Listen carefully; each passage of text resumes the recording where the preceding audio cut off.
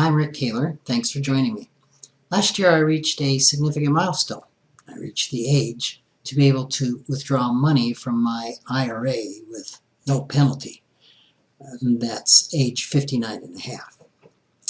Now, while I experienced this milestone as bittersweet, it did remind me of the importance of timing when it comes to taking money out of a retirement account. Making withdrawals at the wrong time can have serious tax consequences. The basic concept of retirement accounts, such as IRAs and 401ks, is simple enough.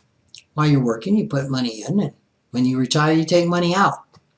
To get the maximum benefit from your retirement income, it's a good idea to have a withdrawal strategy.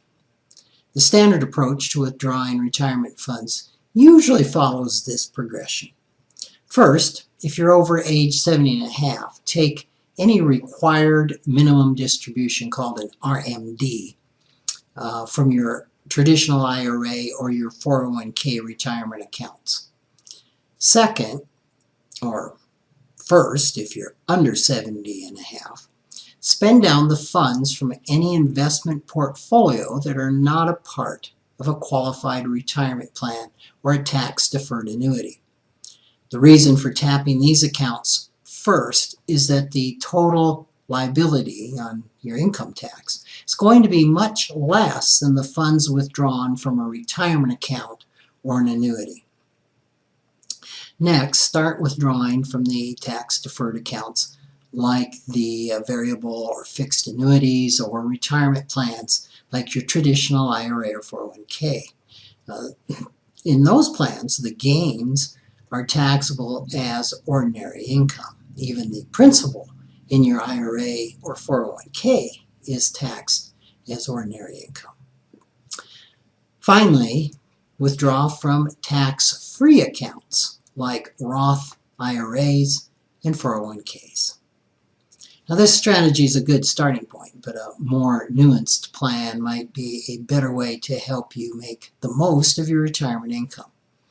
Some of the factors to consider include your projected spending needs at various stages of retirement, your total projected income and tax liability, whether the withdrawals from various retirement accounts are taxable, and how much you expect your income to fluctuate over time.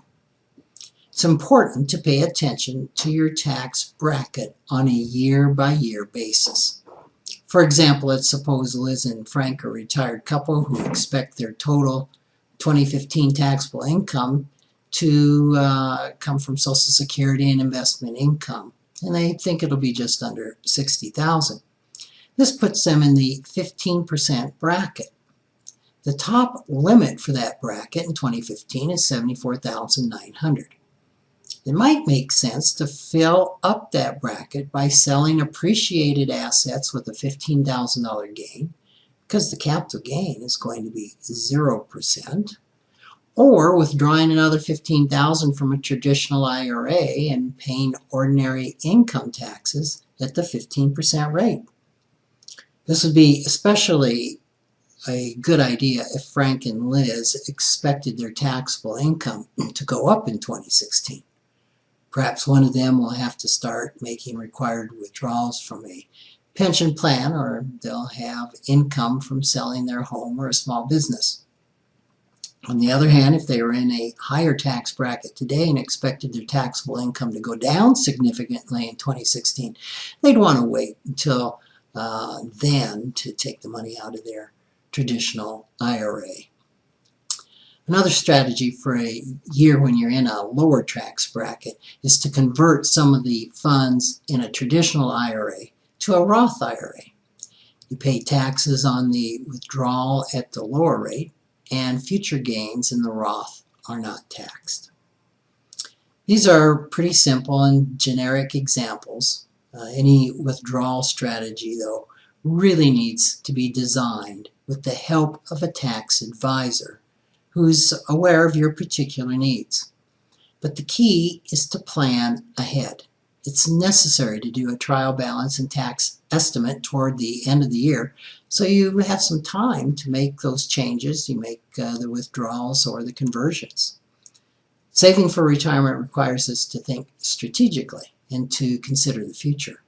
To get the most out of our retirement savings in retirement, we got to do the same. Thanks for joining me.